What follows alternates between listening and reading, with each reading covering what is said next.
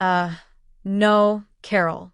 There's a lot of things I'm good at, but Shakespeare's not one of them. Remember when Friday nights weren't up for debate? You planted yourself in front of ABC, the TGIF lineup took over, and for the next 2 hours, your weekend basically belonged to television. Then along came Step by Step, the blended family sitcom that took the Brady Bunch idea, gave it a 1990s attitude adjustment, and tossed in enough sarcasm, chaos, and driveway weirdness to make it feel like its own thing. Patrick Duffy played Frank Lambert, the flannel-wearing contractor dad just trying to keep the house standing, while Suzanne Summers played Carol Foster, the salon-owning mom somehow holding the whole circus together. Add in 6 kids with completely different personalities, plus Sasha Mitchell's Cody, the van-dwelling cousin who became the secret sauce, and you had one of TGIF's most unforgettable families. The show premiered on ABC in 1991, ran for 7 seasons, and gave us 160 episodes of sibling battles, parent lectures, awkward crushes, and the kind of sitcom life that felt just messy enough to be believable. Today, we're diving into 15 weird facts you probably never knew about Step by Step. Stick around for number 1, because one of the show's most memorable couples was never supposed to happen at all. Before we get started, hit like, subscribe, and share this with a friend who hears that theme song and instantly is back in TGIF mode. Now, let's get into the countdown. Number 15.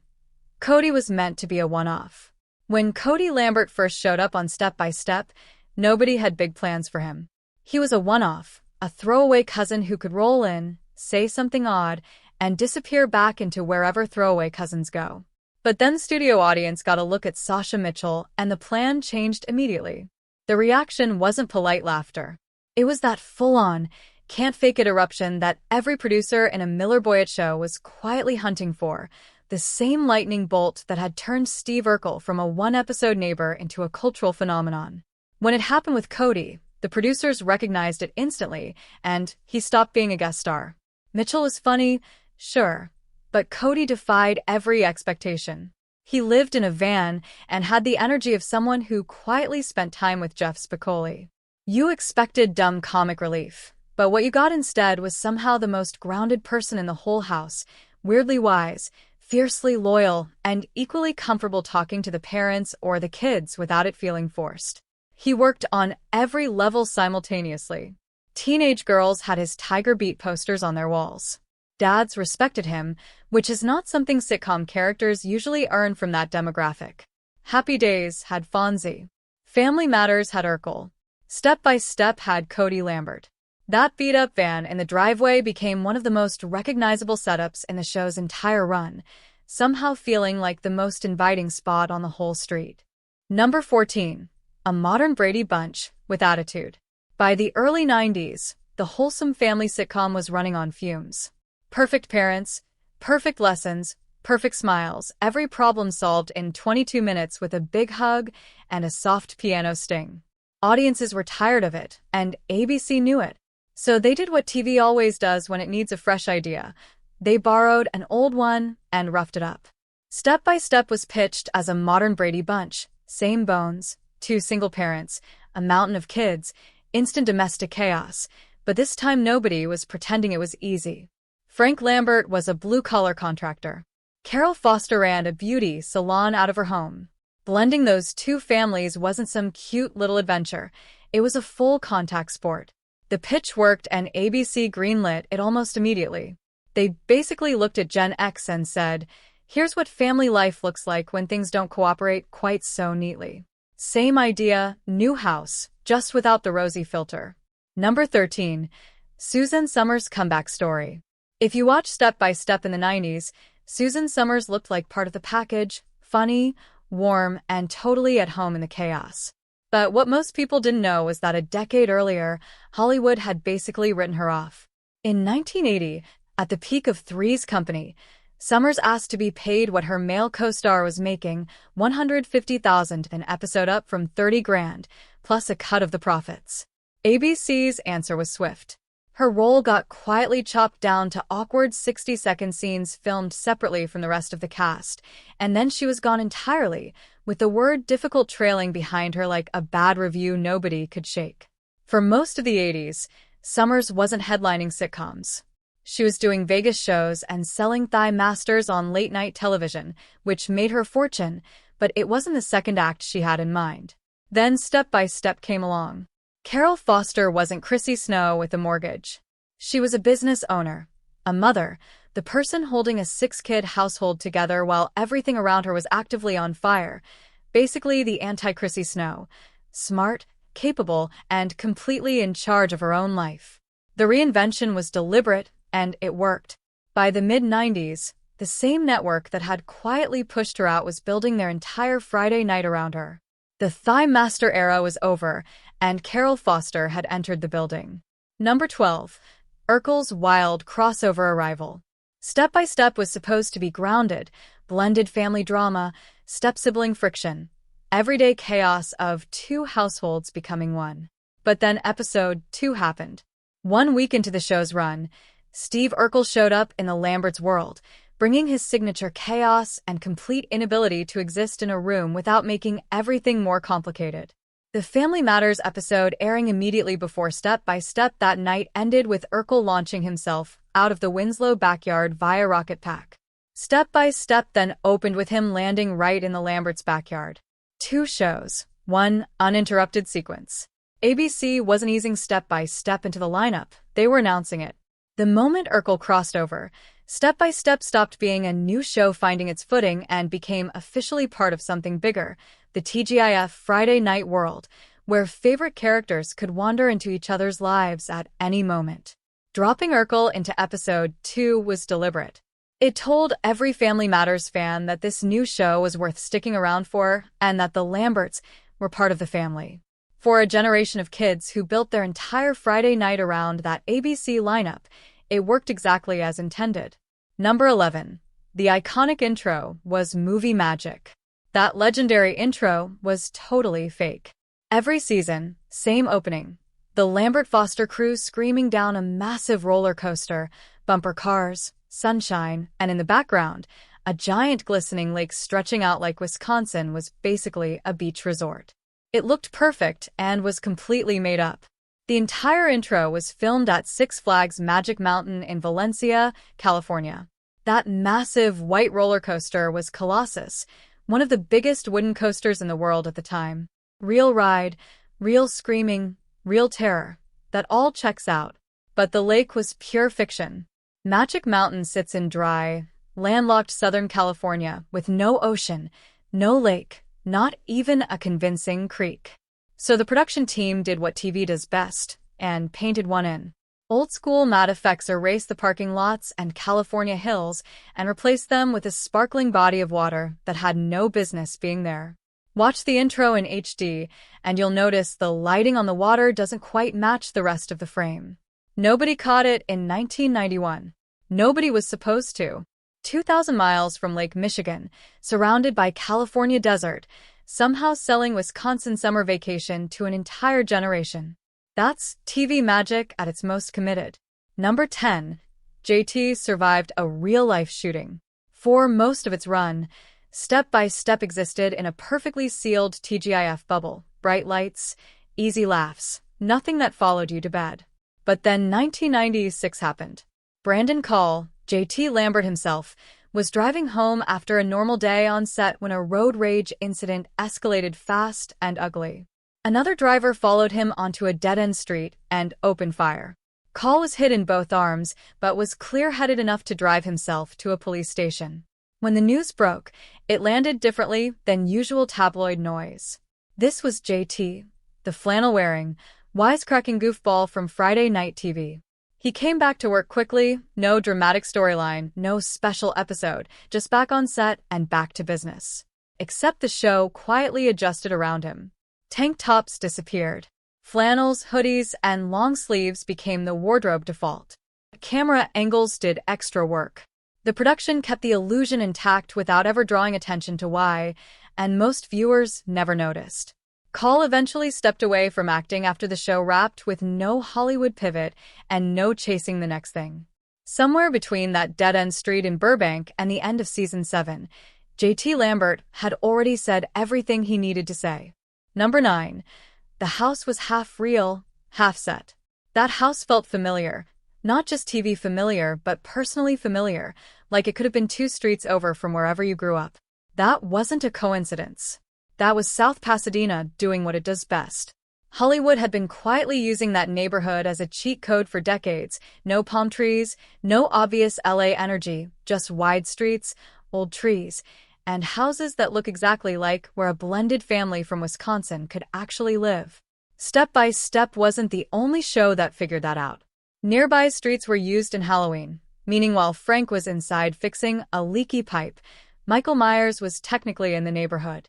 Father of the Bride used the same suburban dream energy. But here's the part that really sells it.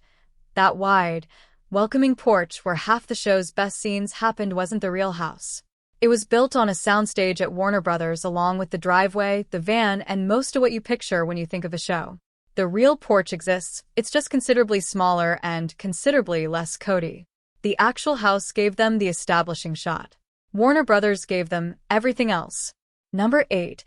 Characters quietly disappeared.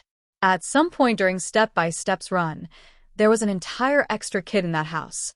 Brendan Lambert, Frank's youngest son from his first marriage, was present in the early seasons, quiet and sweet, filling the adorable little one slot. Then somewhere around the time the show moved to CBS, he simply wasn't there anymore. No goodbye episode, no throwaway line about summer camp. The writers just stopped writing for him. The leading theory is Lily. When Frank and Carol had their baby together, Lily filled the youngest child role and Brendan quietly stopped appearing. Instead of a send-off, the writers handed his job to an infant and moved on. Brendan wasn't even the first. Back in season 1, Carol had both a sister and a mother woven into the show. Aunt Penny, Carol's man-hungry sister, was a series regular. Carol's mother Ivy was a fixture too.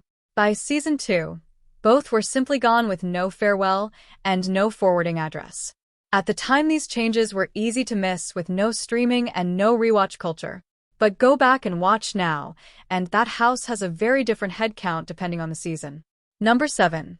Patrick Duffy chose family over fame. After 13 seasons on Dallas playing Bobby Ewing through oil empires, family feuds, and international intrigue, Patrick Duffy could have chased anything. Bigger movies, prestige drama, another power role on another network. Instead, he chose a sitcom, not because it was prestigious or groundbreaking, but because sitcom life meant rehearsals during the day, one shoot night a week, and most importantly, being home in time for dinner with his kids. That wasn't a preference, it was a condition. Gone were the tailored suits and oil money swagger. In their place came flannel shirts, work boots, and a guy whose biggest concern was keeping the lights on and 6 kids from burning the house down. That energy, relaxed, grounded, and genuinely unbothered, clicked immediately with Suzanne Summers. 2 veterans who had been through the Hollywood ringer and neither one was trying to outshine the other, just 2 adults who looked like they'd actually earned a second chance at something good. While other shows dealt with contract wars and ego clashes, Duffy was clocking out at a reasonable hour. Frank Lambert wasn't supposed to be a rock star. He was supposed to be a dad, and Duffy was perfectly fine with that. Number 6. The marriage wasn't legal at first. The entire premise of Step by Step rests on one impulsive decision. 2 people met on vacation in Jamaica, fell hard and fast, and got married before they had time to think it through. 6 kids, 1 house, instant chaos. Except the marriage wasn't legal. 7 episodes into season 1, Frank and Carol got official word that their Jamaican wedding hadn't been recognized, meaning the whole blended family was technically built on a marriage that didn't exist yet under the law. Carol wanted the full production, a reverend, a ceremony, something that felt real. Frank was perfectly happy signing a form at City Hall. What they got instead was a ceremony squeezed between a kid's birthday party, with Frank still dressed as a clown after filling in for entertainment that canceled at the last minute. It was chaotic, absurd, and somehow completely perfect for a show about 2 people who never stopped to think before leaping. Number 5. The cast was secretly everywhere in the 90s. Step by Step looked like its own contained world, but the cast was moonlighting all over the decade. Christopher Castile, who played resident nerd Mark Lambert, was simultaneously voicing Eugene on the first season of Hey Arnold, that perpetually unlucky nervous wreck on Nickelodeon. Same actor, meaning the most anxious child on afternoon cartoons was also doing homework in the Lambert house every Friday night. Then there's Jason Marsden, who played Rich, JT's best friend. That voice is Max Goof in a Goofy movie, and Marsden kept popping up across the decade through Full House and Boy Meets World, always just recognizable enough to stop you cold. And none of these kids were actually kids. By the final seasons, most of the cast were well into their 20s still playing high schoolers without batting an eye. If you were genuinely in high school watching this and wondered why you didn't look like them, the answer is simple. You were a teenager, and they absolutely were not. Number 4. The TGIF formula behind it all. If Step by Step ever felt weirdly familiar, like you'd seen this kitchen before and heard this joke before, you weren't imagining it. You'd literally seen it before, just with different people. Miller Boyett Productions had a formula, and once you clock it, it's impossible to unclock. Every episode ran the same pattern.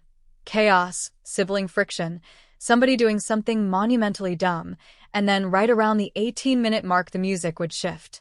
Soft guitar, maybe some piano, and suddenly Frank or Carol is sitting on the edge of a bed delivering life advice like they'd been holding it all episode.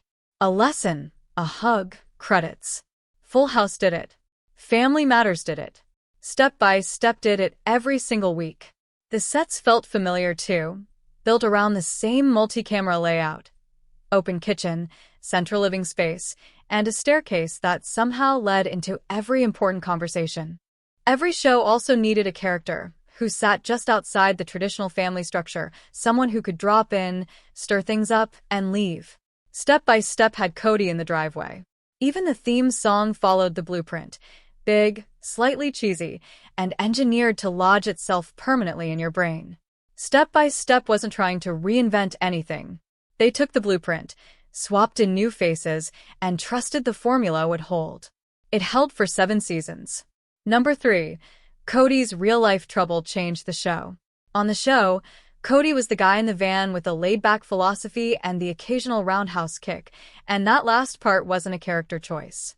Before Step by Step, Sasha Mitchell had already taken over the Kickboxer franchise, stepping in to carry sequels the series Van Damme originally started. He was a legitimate martial artist, a black belt-trained fighter.